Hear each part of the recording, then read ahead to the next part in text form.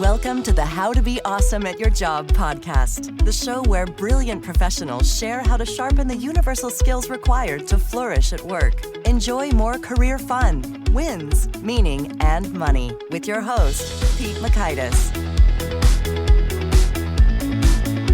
Hello, and thanks so much for joining us here for episode 514 with Alec Torelli. Alec is a professional poker player who's got some pro tips on making wise decisions. You'll learn 1, how to keep emotions from overtaking logic. 2, when to go with your gut. And 3, how to better read people and situations. So if you want to check out the show notes or the transcript or the links to items we've referenced, it's at awesomeatyourjob.com/ep as an EP514, or just tap it right in your podcast app player where it's called episode notes or description.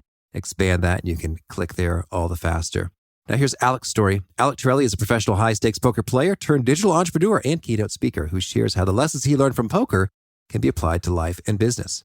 Alec is the founder of Conscious Poker, a popular poker trading platform, and after spending the last 14 years making decisions for hundreds of thousands of dollars in a single hand, he now gives talks where he dissects the anatomy of decision-making to help others hone the way they make choices. Big thanks to Alec for sharing his wisdom with us, and big thanks to our sponsors. Check them out. And big thanks to our sponsor, Acorns. Acorns makes it easy to start automatically saving and investing for your future. You don't need a lot of money or expertise to invest with Acorns. In fact, you can get started with just your spare change. Acorns recommends an expert-built portfolio that fits you and your money goals, then automatically invests your money for you. NerdWallet.com, whom I love on these sorts of matters, gives Acorns a whopping 4.7 stars and says, quote, if you want to make the most of your spare change, there's no better place to do that than Acorns. Head to acorns.com/awesome or download the Acorns app to start saving and investing for your future today. And we got a legal disclaimer here. It may not be representative of all clients. Tier 1 compensation provided. Compensation provides an incentive to positively promote Acorns. View important disclosures at acorns.com/awesome. Investing involves risk, including the loss of principal. Please consider your objectives, risk tolerance, and Acorns' fees before investing. Acorns Advisors LLC, Acorns, is an SEC-registered investment advisor. Brokerage services are provided to clients of Acorns by Acorns Securities LLC, member FINRA/SIPC. For more information, visit acorns.com. One sponsor to check out is Harvard Business Review. This brilliant magazine, published at hbr.org, is the leading destination for smart management thinking. Fun fact, HBR has been mentioned in 108 episodes of the show. That's because HBR has great stuff that comes up often. They've got explainer videos, podcasts, real-world case studies, and much more. I think of HBR each night that I put on my special orange glasses. Their article, Will Blue Light Glasses Improve Your Sleep?, revealed that those who wore them reported better sleep and a 7% improvement in work performance as compared to those who wore the sham glasses. So I cite HBR anytime anyone tells me that I look silly wearing them. Now, much of HBR's content is available for free when you sign up at their site. Subscriptions that get you unlimited content cost $10 a month. If you visit hbr.org/subscriptions and enter the promo code AWESOME, you can save 10% off of that subscription. Again, to save 10% off of your HBR subscription, go to www.hbr.org/subscriptions and enter the promo code AWESOME. Now, here's Alec. Alec, thanks so much for joining us here on the How to Be Awesome at Your Job podcast. Pete, I love what you're doing and flattered to be here. Thank you for having me. Oh, thank you. Well, I'm excited to really dig into some of your wisdom associated with decision-making and keeping your cool and all that good stuff. But for starters, maybe you could regale us with an exciting tale from the land of professional poker. A specific story or? Yeah, just the most riveting, whoa, that's awesome. Oh my God. No pressure, Alec. That's fine. So I've been playing for 15 years. It's interesting to pick out one thing that comes to mind. I guess for me personally, I think the coolest story, the first one that comes to mind, I was 22 years old at the time. This is about a decade ago. And it was a Wednesday night. I was at my apartment in Las Vegas and I was, 7, 8 p.m., kind of nothing going on. And I was like, you know what? I'm going to just head over to the Bellagio and see what's going on and play whatever poker game is running. Clearly a Wednesday night, not expecting anything to happen, go down with some money, show up and there's a game running with a $2,000 buy-in. So it's 10, 20 or the blinds or the forced antes. It's a pretty normal size poker game, nothing out of the ordinary.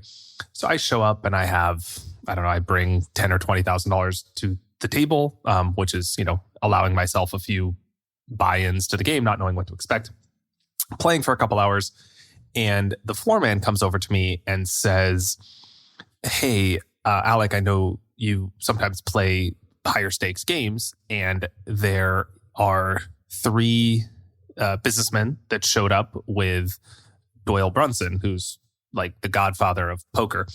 And they're looking for more people to play to start a poker game. If they don't want to just start with 4 people, do you or does anybody in this game want to play? So I'm like, sure, Matt, I would love to play. But of course, it's Wednesday night. I was completely unprepared. I'm sitting here with, a small amount. They're playing some very high stakes poker game, and I don't have money on me, and I'm not even sure I can afford to play this game. I have no idea. They might be playing for, $100,000 to buy into the game. So I walk over to Bobby's room, and he says, well, just go talk to Doyle. And he's looking to play. So I walk in, and of course, Doyle's like my idol. I read his books growing up. I watched him on TV. So I walk into the Bobby's room, and I'm like, Matt said the floor. I'm like, Matt said there was a game. I'd love to play. I'm not sure that I have the money, or what size game are you playing? And Doyle's like, well, the buy-in is 50,000. I'm like, look, I only brought 20 with me, and I was up a couple thousand in the game. I'm like, I have maybe half of that. And Doyle looks at me. He's like, has no idea who I am. He's like, you look like you know what you're doing. How about I give you 25,000 and take half your action, and we start a poker game? And I'm like, is this real? Like, am I in a movie? So I'm like, okay, sure. So I sit down. It's like, by this time, it's like 8 or 9 or 10 at night. I don't remember exactly. And, now the VIPs, the businessmen, they're like ordering, these crazy bottles of wine. They're ordering all this food and oysters. And we're drinking wine. I'm sitting here talking to my childhood hero. We're telling stories. I end up winning it's crazy. You think I would remember, but I end up winning a large amount in the game. I don't remember how much. And Doyle and I kind of hit it off at that time. Clearly shared like a unique experience. And when he went to go start his poker site, Doyle's Room, because of that interaction, I became the first sponsored pro of the site. And so that was something that I'll always remember, where luck is where preparation meets opportunity. I had a good session in the game. I won. I made a good impression, but I just was involved in a crazy serendipitous moment, and that was one of the highlights of my poker career.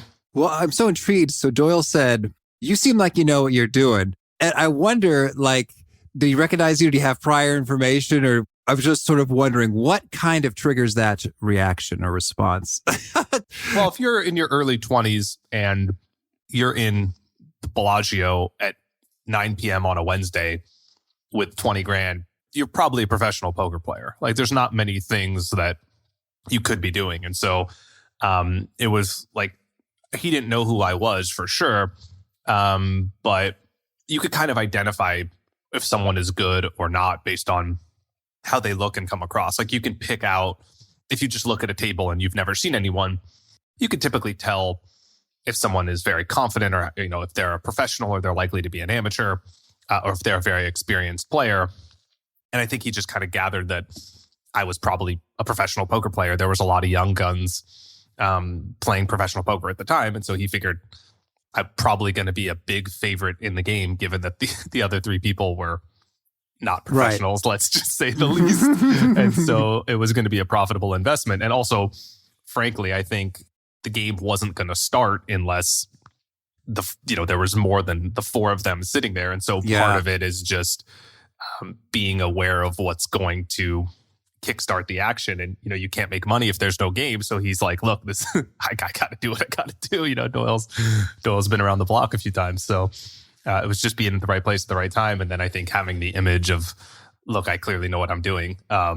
Actually, it's one of the few times that it helps you. I think poker players, most people don't want to play with professionals because they don't want to be right in a game where they're going to lose. But in this case, Doyle actually valued that I was a professional, and he figured, hey, look, this professional is going to sit in my game and, be a favorite to win and make money. I might as well get a piece of the action. Yeah, adds up, makes sense. I love that the story's so meta there, because, we're talking about opportunities and decision making, and then even another poker player's decision making that made a lot of sense once we unpacked it a bit. So we've interviewed Annie Duke previously, another professional poker player. Yeah. And that was one of my faves. So we're gonna, I'm sure there's a poker term, double up. Double down. Yeah, double down. That's more of a blackjack term. But she's awesome. I like Annie a lot. And she has a great book for those that are totally out there thinking in bets, is highly recommended on my short list. So yeah, she's great. All right. Well, so then let's dig into it now. In your view, what do you think are some of the key principles of, smart poker playing that are absolutely applicable to professionals who looking to be awesome at their jobs? One of them is decision-making in general, and just being able to objectively make decisions without emotion, and using a combination of logic and intuition to make good decisions and not make emotional ones. I think another one is separating the facts from the noise and focus on the merit of making good decisions and not being preoccupied by the outcome, and not basing the quality of your decision based on the outcome, but based on the expectation that the decision will produce that outcome in the long term, and understanding that in the short term, or in an N1 sample, meaning a sample size of 1, there is variance, meaning there is volatility. There's non-zero probability that you're going to have a different outcome because there's luck. So it's being able to step back from the results of the decision you make and evaluate the process of the decision. And that's really what you're after in poker. And then I think another one is what poker players call bankroll management, which is shorthand for being able to manage your money in a way that allows you to properly evaluate your risk so that you can reach the long term, and that luck is not the deciding factor in your success.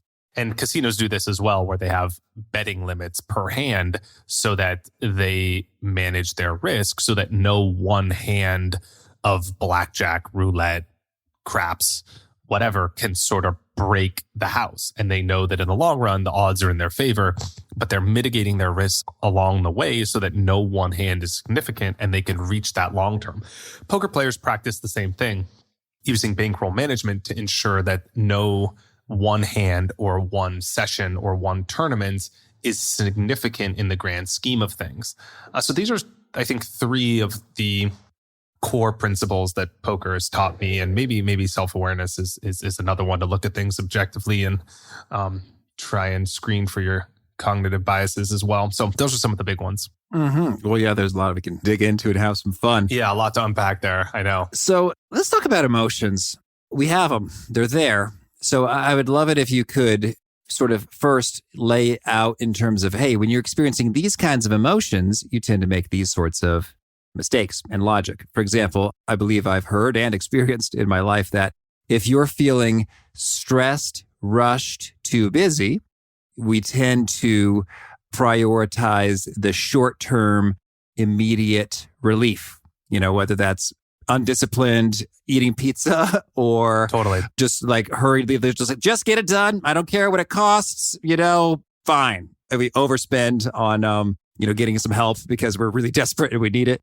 So I think that's one connection between emotions and suboptimal decisions that tends to pop up. What are some others, and what do we do about that? Yeah, I think if you look at the types of decisions you can make fundamentally, I typically break them down into 3 categories. So logic or analytical, and this is, well thought out, pros and cons, analytical type of decision making. Then there's intuitive decisions, which is trusting your read or feeling or gut instinct. And this sometimes gets confused with the third type of decisions, which are emotional. And those are the worst decisions we make, right? Impulsive, frivolous, frantic types of decisions. So I think in poker, the challenge is to eliminate the emotional decisions and work with the other 2. At the poker table, this is called tilt, meaning you make decisions when you're in a state of mind that is suboptimal and you're frustrated by the previous results or lack thereof, and you're trying to compensate for that or make overly aggressive plays to win money in a short period of time. And this causes people to play poor hands, make bad decisions, bluff at the wrong times, chase when the odds are not in their favor, and ultimately in the long run lose lots and lots of money. This is the ruin of many players. So otherwise good players sometimes can't win in the long term because they can't manage their emotions. So your talent is only one part of it. It's being able to execute consistently that is another part. And so poker really is extremely punishing if you're not, I would say great or excellent at this, because it's unforgiving in the sense that unlike the real world, you don't have a lot of time to come back to calm yourself down or to step back from an emotional state of mind and make a rational decision later on. So for example, if you get a completely unwelcoming email or something like that, you can emotionally be charged, but you can decide not to respond to that in real time, right? You can make a rational decision later. But at the poker table, every hand is dealt consecutively, like it's a continuum. So if you're not able to shift from an emotional charge from the last hand to completely, present logical state of mind in the current hand, you're just going to get killed. So it really is unforgiving in that way. But I think one thing that's helped me do that is to try and have a process that I go through every hand of poker I play, kind of like a tennis player does in a sporting match. So if you watch them play from one point to another, they might be like really charged up after winning a point, or they might be really frustrated after hitting an easy volley into the net, and they might be pissed or slam their racket. But the next point, inevitably, they come back to the line and they have this little like meditation process they go through to get them ready for the next point mentally to serve the ball and play optimal tennis. And so I've tried to apply that same philosophy to my life in poker. And then it's through exercising that muscle that I've been able to translate that over into the real world as well. And I'm happy to share some concrete ways I do that too, if that sounds interesting. Yes, please. So now, this tennis in particular sounds familiar. Was there a book, The Inner Game of Tennis, that discussed this matter? Great book. Yeah, that's ringing a bell. I don't think I read it. Maybe I did the Blinkist summary. Either way, it's a great book. Yeah. Okay. Understood. Timothy Galloway, 1997. Okay. So I recall from that book or something that was a key differentiator between championship players and not so championship players, was the ability to do exactly that. So let's hear, hey, in practice, if we want to do a quick reset when necessary, say, okay, I'm flustered. I got some feedback, which I thought was outrageous and unfair, or I feel offended, slighted, dissed, or just anxious, tired, unmotivated, don't feel like it. There's some emotion that's there, and we can sort of deal with it, process it, think about it, work on it at some point. But for right now, we got to reset and take care of business. How's one do that? Yeah. And I think you find this in personal life as well. You mentioned just like unmotivated being one of them, like just letting emotion come into your decision-making process in the morning, for example, just like deciding you don't want to exercise because you're unmotivated. So I think this plays out in a lot of facets of life. I'll kind of walk you through my process a little bit and then also go through how I have used that to navigate the real world. So bear with me here for a sec. In poker, it's just a little bit different because you're just like in a performance state. So it's a little bit more contrived in the sense that, right away, I'm just trying to be like, okay, I only have 30 seconds between one hand and another. I have to reset right away. So first thing I do is just, as sort of cliche as it sounds, just take a deep breath, right? So when you focus on your breath or you breathe, you automatically release stress. So that's just like the first thing to do. And I think it's just training that muscle that helps you just automatically respond in that way. And then I really am trying to release the charge of the previous hand and focus my process on what I can control. So a lot of times when we're in emotional state of mind, especially in poker, there's a lot that's outside your control. Like you can't control what cards you're dealt, only how you play the hand. So I'm trying to bring the focus back to what I can control to feel empowered to make a good decision. So I say to myself, I'll tell myself something positive. I'll repeat something to myself, a command to myself as I'm, close my eyes for a second, take a deep breath, and I'll say to myself, I'm present and focused at the poker table. I care only about what I can control. My goal is to play this next hand the best way possible. And so now I just bring the focus back to something that's very simple. And instead of looking outward 100 miles into the future, trying to imagine like all these futures that I can't plan for, I'm just looking at what is the very next step that I can take. Like, where is my foot going right now? And where it's going right now, the only thing that I can really focus on, the only thing I can control, the actually only thing that exists or matters is the next hand, the current hand that's going to be dealt. And if I want to win back the $50,000, $100,000 I just lost in the hand before, maybe because I made a mistake, maybe because I got unlucky, the only way I can do it is through this very current next hand. And I think that mindset really helps in take that mindset with you to the real world as well. Like maybe there's this like insurmountable mountain. It's seemingly insurmountable mountain. Like you lose your job or you get fired and you're like, how am I ever going to come back from this, relationship I just ended or whatever it is. But the only way forward is like what you can do this current moment, this next day. And so instead of focusing on, it's good to be prepared like for long-term planning, but in just being able to focus on something that you could do tangible right now to kind of bring back the control, your sense of control to the situation and feel empowered, like the action you're taking matters, really helps set up that domino effect of getting motivated again to make good decisions. And then I think when it comes to everyday action, it's about separating myself from my emotions. So I talked before about emotional, logical, and intuitive decisions. So when you're navigating, I think, your daily life, it's really important to focus on making like logical decisions and not emotional ones.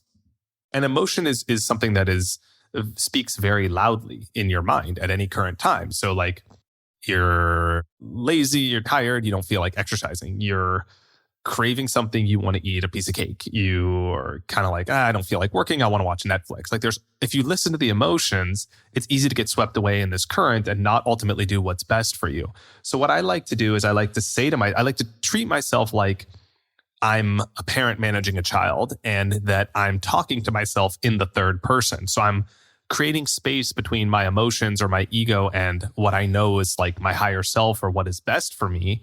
And I talk to myself in the third person and I say, what should Alec do? Or Alec, what is the best decision that you can make right now?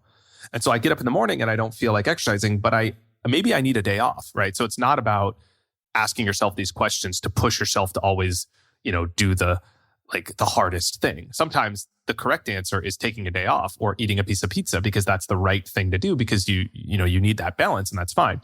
But I'm always trying to focus on the quality of making the right decision. So I'll say, Alec, what should you do right now? Or what should you do tomorrow? As I'm mapping out my day, the night before, I'll say, what should you do? And then I'll write out the things that I know that I need to do, that I should do, not the things that I might emotionally want to do in the moment. And so this is something that I come back to in real time as I'm making decisions. I was doing this today, for example. I had the choice between spending a couple more hours working on this book I'm writing or coming home and doing something else. And so I was kind of confused and I felt emotionally connected to one thing, but I asked myself, Alec, what should you do right now? And I realized, staying in the library and focusing on writing was more important, even though I didn't really want to do that emotionally. So I think that really helps to create space and helps me to navigate decisions in a better way. Mm-hmm. Yeah, that's intriguing. So third person, like a parent to a child. Yeah, you have to do it because sometimes you're just so susceptible, at least for me, like so susceptible to like, today I feel unmotivated or today I feel like doing this or I don't feel like doing that or whatever. But like at the end of the day, you're going to feel better if you do the things that logically you should do that matter, right? So I know that if I go through the motions of, meditating in the morning and doing my HIIT cardio and taking a cold shower and like having a healthy breakfast, I know in 2 hours I'm going to feel great. But emotionally right then, before I do all that, I'm looking at these tasks that are on my list and I'm like, I don't want to do any of that. But if I listen to emotion, at the end of the day, I'm going to feel worse. But if I listen to logic, I'm going to feel worse in the short term. But it's about optimizing for what I think is the best long-term process. So that's part of the reason why I think that's important. Mm-hmm. And the question is, what should you do?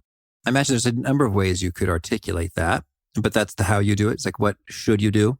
Yeah. Or what is the best decision? What is the best decision? What should you do? Yeah. What should you do right now? Like, what is the best decision? And sometimes I just close my eyes and I pose that question to, my subconscious. Like I'll just sit on the couch and pose it. And then I'll like think about it for a minute and I'll let the answer sort of like come to me. I'll like listen for the answer in a way that's like a little bit more intuitive. Or maybe if it's something that requires a little bit more thought, I'll write down some ideas. I'll just write, like a stream of consciousness and write for 30 seconds or a minute. And usually it's pretty easy to come to the right answer. And you can usually separate out, I don't feel like doing this, but I know this is what I should do type of logic that you can get down on paper, or sometimes you can do it meditatively or whatever. And I feel like that helps come to that conclusion. But I think it's about priming yourself for those questions is a good place to start. And if you're really honest with yourself and you listen, I think most of the time you'll know what the right answer is. And I think that what should you do? I mean, I guess that's almost like a shorthand, or what's the best decision? It's sort of like, it's based on something, in terms of like there are embedded criteria, whether it's your life's purpose or mission or vision or values or kind of long-term goals that matter to you a whole lot. Because that's sort of the first thing that my mind fires back. It's like, based on what? Under what criteria? Toward what end? And so I guess there's some pre-work there associated with having some clarity on that, such that your current moment decisions are in congruence with that. Yeah. So I actually, in poker, before you make any bets, I always tell my clients to think about what you're trying to accomplish before you make a bet. So sometimes people are like, oh, I bet because the other guy checked. Or like, I just bet because the action was on me. But it's like, why are you trying to bet? What are you trying to accomplish? And I think in the same vein, that it sort of applies to life as well. And I call this, having my North Star. And it's really trying to identify like, what are the core values in your life that you're trying to optimize for? So like, what are the important things that the rest of the decisions that you're making are helping you maximize? So for example, for me, I try and maximize my decisions around the values of freedom, excitement, and choices.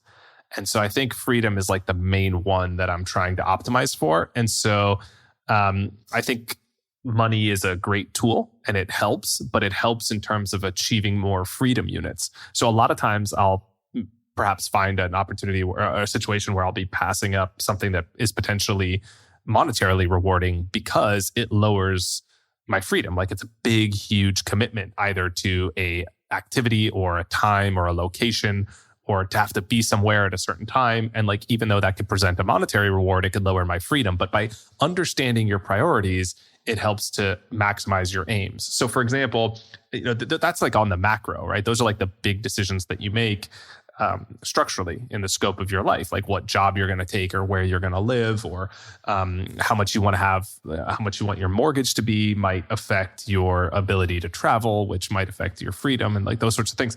But I think on a micro level, it also is important as well to have like your other short-term goals or your maybe lesser goals. Like, so for example, when you go to a restaurant and you say, what should I order? If you're in a period of your life where you're macro goal is to lose 10 pounds, well, that might be the way that you decide to optimize those decisions. And so you might decide to make an ordering decision based on that objective. So I think it's about understanding the big picture and then reverse engineering to make sure that decisions you make are mapped towards your ambitions. And then also being aware that like success is not a linear path, right? It's not a straight line to your goal. It's like a curved line where there's setbacks and ups and downs. And so the idea of trying to lose 10 pounds might mean eating healthy 5 or 6 days a week and a couple times having a pizza, even though it's not in a vacuum the best decision to reach your goal of losing 10 pounds. But it's also about being aware that, hey, I'm out with friends on a Friday night and everybody's having a glass of wine and we're enjoying a nice restaurant. Like I'm going to be okay with not necessarily going the most expedited route to my goals because this is part of life as well. So it's about being able to be intuitive in those moments and being what I call situationally aware, which is a concept we used often in poker. There's typically rules that you follow where like these hands are the correct hands to play in certain situations, but there's always circumstances where the rules are broken. And I think it's important to be aware of where those apply in your life as well. Mm-hmm. I also want to get your take on intuition. To what extent should we trust it? How should we use it? And how do you think about it? I think about intuition as the first part of the decision-making process. And so, for example, when I play a hand of poker, I'm typically looking for intuitive read about the situation. And this is something that's hard to quantify. It doesn't come from my logical mind. It just comes as a feeling right away. And this happens in real life too. Like when you meet someone for the first time, it's hard to logically express whether or not you like them or why. So you're not going to say something like, oh, well, I like him or I'm attracted to him because of his black shirt. It's just about their aura, their essence, their personality, the vibe you get. These are all sort of intuitive things. And this is like the first part of the decision-making process. It's primal, instinctual. And then after that, you use logic or reason to confirm your hypothesis. So you might get to know the person better. You might understand their values and see if their priorities or North Star align with yours. And then you might, be able to confirm or deny your intuitive read. And this is also what I'm doing at the poker table, right? Like if I have an intuition that my opponent is bluffing, then I'll analyze their betting patterns and I'll work my way through the hand to see if their betting patterns confirm this idea that it's likely that they are bluffing. And in fact, when my intuition and logic are pointing to the same conclusion, that's when I feel like I make my best decisions, when both of those things are in harmony. It's like a marriage of both of those things to make a good decision. But lastly, on that subject, I typically find that I don't always have intuitive reads. So I don't want to overemphasize making intuitive decisions, or that you should be like just sort of meditating your way to make a decision in every facet of your life. Because most of the time I don't have intuitive reads. Like I'm watching my opponents, I'm looking for betting patterns or what we call tells, meaning physical actions that allow someone to deduce the strength of your opponent's hand. But I don't get that read every hand, right? So most of the time I'm making logical decisions. I'm analyzing pros and cons. I'm weighing probabilities. I'm using logic and math and those sorts of things to make my decisions, probably 90% of the time. But the 10% of the time where I do have a strong instinctual read about a situation, a person, a business deal, a relationship, it's typically right. And it's the situations in which I override my intuition with logic that I end up paying the price. So for example, at the poker table, when I really get the gut feeling that my opponent has a very strong hand, I know the right decision is to fold, but I can't quite explain why logically. Then I start letting my conscious mind override my intuition and talk myself into calling, because I try and use logic to kind of like override my intuition. I say, well, I can't fold here because of this, or blah, blah, blah. And then I call and he usually has it. And I feel like this is true in life as well. Like when you have a strong feeling like, this guy is bad news, or I can't trust this person, or I shouldn't go into business with them, or I can't take on this project, or this job isn't right for me, or something about this isn't right. That is usually something to listen to. And I feel like it's the situations where you kind of try to override that by talking yourself into something that you intuitively know is wrong, that we end up paying the price. So that's a little bit about my relationship with those things in decision making on and off the felt. Mm-hmm. And so when it comes to, you mentioned the tells, I'm intrigued. Let's talk for a bit about reading people.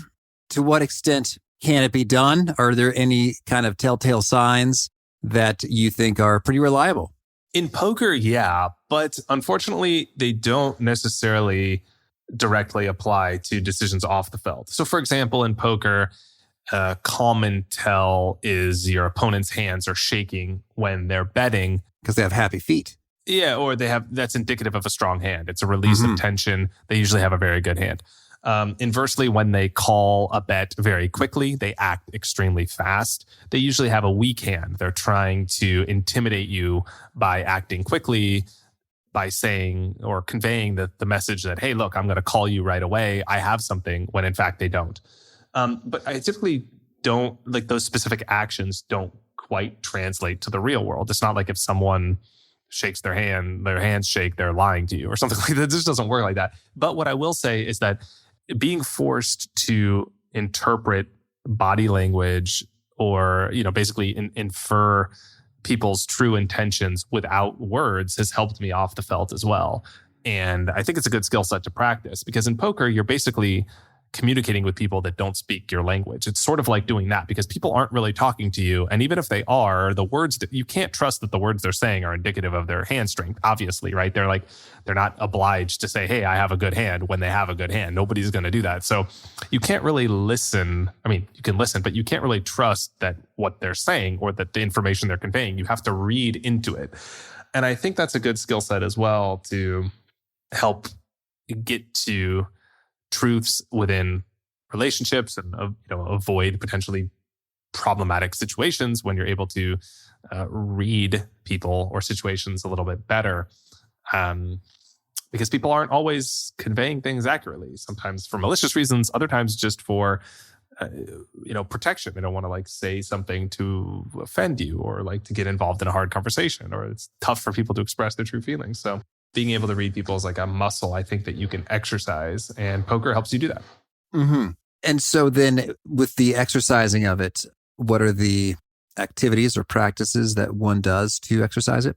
So there's not a specific body language thing that I think correlates, but I think it's just about being more present and aware of the subtleties when talking to someone, and really trying to infer if what they're saying is representative of how they're actually feeling, and kind of just being aware of this process and then looking back on it and analyzing it. I don't have a great practice for doing this in person, but I think, insofar that you can try, I think it's a useful practice to do. I wish I had a little bit more of a tangible thing here to do for someone looking to do that off the felt. Well, it sounds like simply observing and making a note to asking yourself internally, is there congruence and consistency here between what they're saying verbally and what I'm picking up elsewhere? And then just sort of make a note of that and look at it later can be handy, as opposed to just sort of letting it, flow right by, in terms of you're not even kind of paying attention to those nonverbals in the first place. Yeah. And just kind of starting to observe for it and just being conscious of it, and then watching for reactions. And I mean, your intuition's usually right. You can tell if someone's giving you a false compliment, or if someone genuinely is interested in something you're saying, right? We're doing this all the time, whether we're aware of it or not, right? If you are talking to someone and their kind of eyes are wandering and they're looking disinterested, I mean, it's hard to quantify exactly what the tells are for them not being interested in what you're saying, but you can typically tell if you're boring someone during a conversation, and then you might change the subject. But you might just do this subconsciously without even thinking about it. But I think going into the conversation conscious of it and saying, okay, what was it that made me realize that person wasn't interested in what I was saying? And why did I just change my subject of conversation there? Or I could tell that person wanted to say something. Why was that? And why did I pause and let him talk, or whatever it is? So I think just going into it with a sense of curiosity, I would say, is probably the best word, allows you to kind of explore this a little bit more. And I think people will find that it's a fun game to play, and it's also quite a useful skill. Mm-hmm. All right. Well, now tell me, Alec, anything else you want to make sure to mention before we shift gears and hear about some of your favorite things? No, this is awesome. This is great. All right, cool. Well, now could you share with us a favorite quote, something you find inspiring? Great minds discuss ideas, average minds discuss events, and small minds discuss people. I think that's a great quote.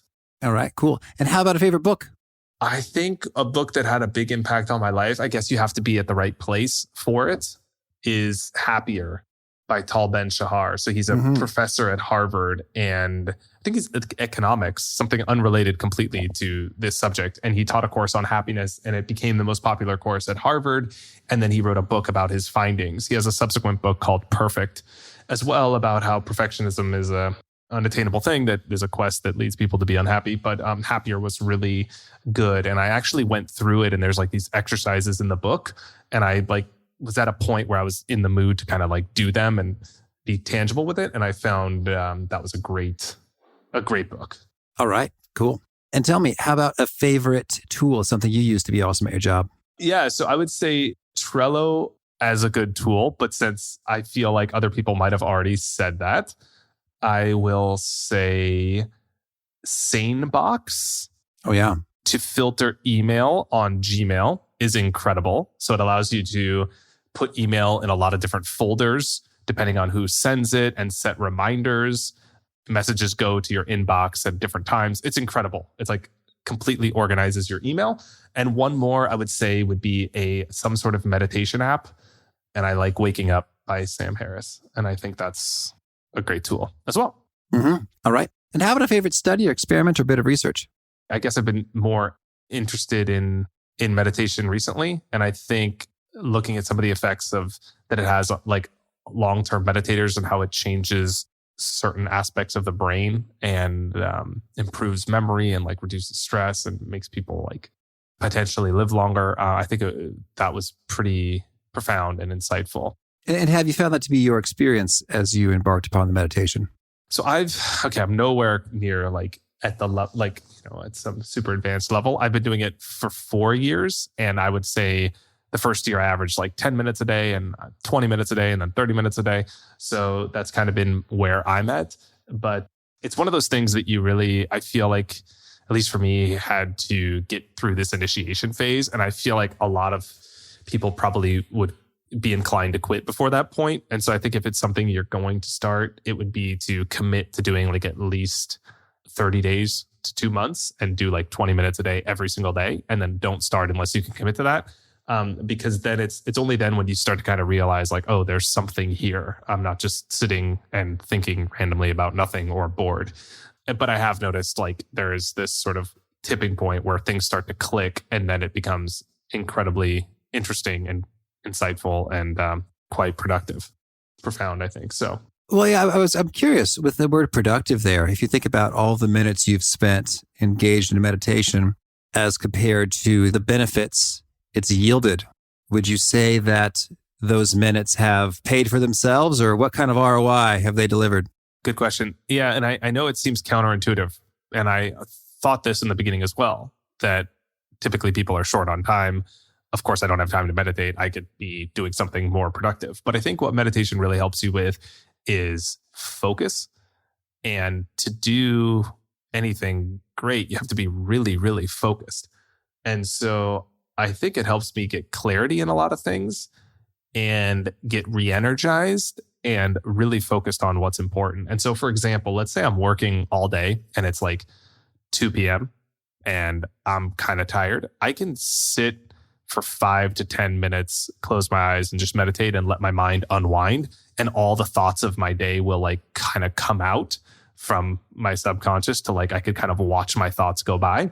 And sometimes in that moment, like letting my thoughts unwind, I will get great ideas, and ideas will come to me that, I couldn't think about during the course of my day because I was actively engaged in all these activities. So then sometimes I'll stop my meditation and write them down, of course, on Trello, or otherwise, after my mind will just kind of unwind and the noise of my mind will unwind. And then I could sit down after that and focus for another 2 hours.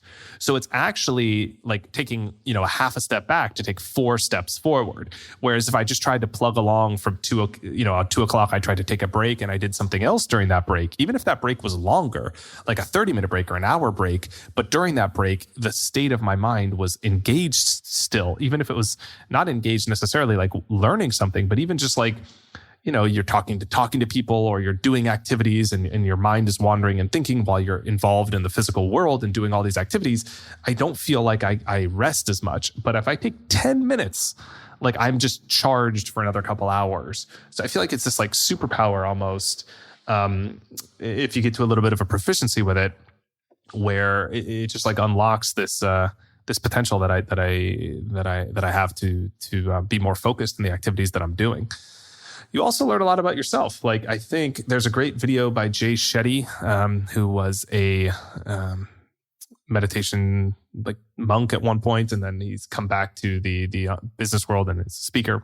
That meditation made me a bad person, and it's kind of an interesting title because it really forces you to look at some aspects of yourself that you might not have been aware of before. And at least for me, I'm realizing like, wow, I typically have these thoughts, and I typically behave this way, and like these are things that I'd like to change or improve, or these are some of my strengths, and I wasn't aware of that. So All these things help you help you win more in the long term, however you want to look at that, whether it's productivity or focus or whatever it is. So I think it's a net positive when you add up the minutes and then you look at the increase in productivity or if you measure with another metric like stress or happiness or gratitude or connectivity with other people. All those things are greatly advanced. So yeah, it's been awesome.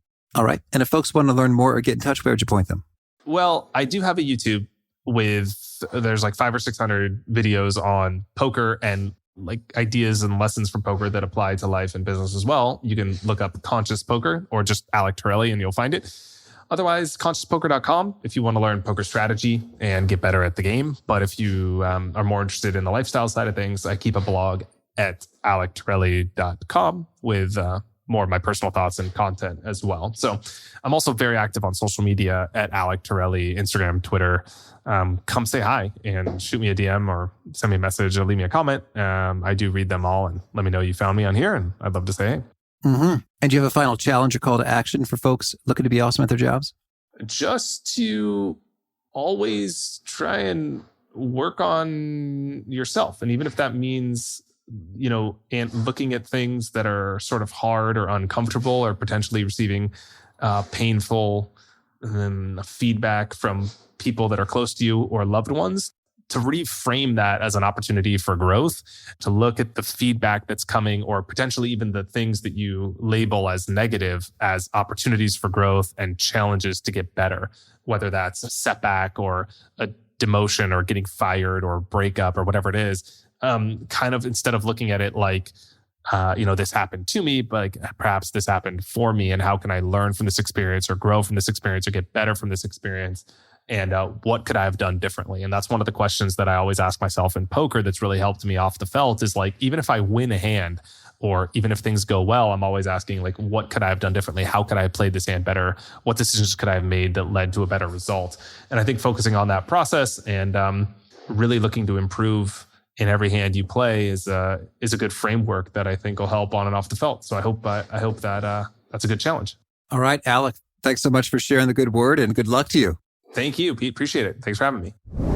I really got a kick out of Alec's take there on talking to yourself in the third person like you are a parent to a toddler, asking the question, what's the best choice for Alec to make right now? And I just like that so much because it's sort of patronizing, but it's also sort of necessary in terms of, boy, I am often so unruly in terms of, no, I'm like a toddler. That's not what I want. I want this now. I want pizza now. Is pizza the best choice for Pete right now? And so I think it's handy to really kind of meet yourself where you're at in that way, such that you are able to negotiate and call yourself up to a higher place and make decisions that are really going to support you and be in alignment with where you want to go more longer term and feel proud of yourself when you're on the other side of it looking back. So great stuff from Alec. Again, the show notes, the transcript, the links to albums we've referenced are at awesomeatyourjob.com/ep514. If you haven't already, I hope you'll push subscribe. If you do, you'll be sure to hear our very next guest. It's Susan Fowler. She spent decades researching motivation, and she's got a few tips to help you kick yours into high gear. Hope you catch you there. And peace. Thanks for listening. To get the most out of the show, we recommend 2 key things. First, check out the extra resources at awesomeatyourjob.com. You can find this episode's transcript and links, as well as the perfect episode for your situation. You can search the full-text transcripts of hundreds of episodes or explore episodes tagged by topic and competency covered. Second, subscribe to the podcast and get future episodes automatically. You can subscribe by telling Siri and several other smartphones and speakers, subscribe to the How to Be Awesome at Your Job podcast, or by tapping subscribe in your podcast player of choice. If you'd like some extra help figuring out podcasts and how subscriptions work, visit awesomeatyourjob.com/subscribe for guidance. Hope to catch you on the next episode of How to Be Awesome at Your Job.